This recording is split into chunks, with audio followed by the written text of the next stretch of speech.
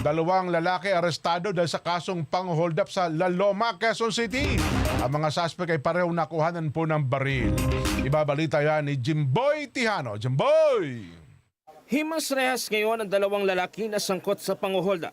Nito lamang weekend sa barangay St. Peter sa Quezon City. Ang mga biktima, pawang empleyado ng isang spa na ayon sa otoridad, pauwi na ang dalawa ng hold upin ng mga ito. Nakunan po ng mga gamit, mga bag nila at yung cellphone. Sa magkahiwalay na operasyon, unang naaresto ang 25 anyos na lalaki. Sunod na nadakip ng otoridad ang 19 na taong gulang na kasabot ito sa krimen. Nag-follow up tayo, nag-imbestiga tayo at buti nga sa mga CCTV na ko natin, dinala tayo sa papuntang Caloocan. Nagkaloocan muna sila ng madaling araw, tapos papalik sila uli rito sa atin.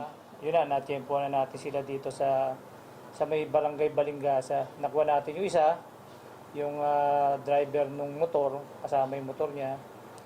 At nilaro namin sa cellphone yung isa para lumutang. Nakuha naman natin sila dito sa may Calabiti Street naman. Lumutang yung isa, kinapture na rin natin. Nang maaresto ang dalawang suspect, parehong nakuhanan ito ng 38 kalibre na baril na kargado ng bala.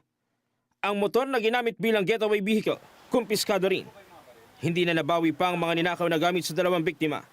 Isanda nila isang cellphone pero yung isa na ibenta nila online. Isa sa ilalim naman sa ballistic examination ng mga nakumpiskang baril. Tignan natin kung meron may hit yung IDs ng forensic.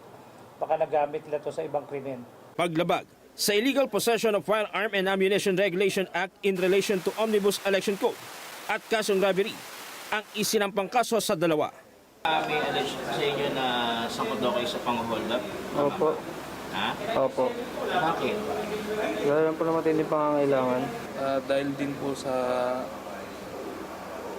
paniniting kailangan sir. Pambili lang po ng pampers po ng anak sir. Jim Tejano para sa 100% balita.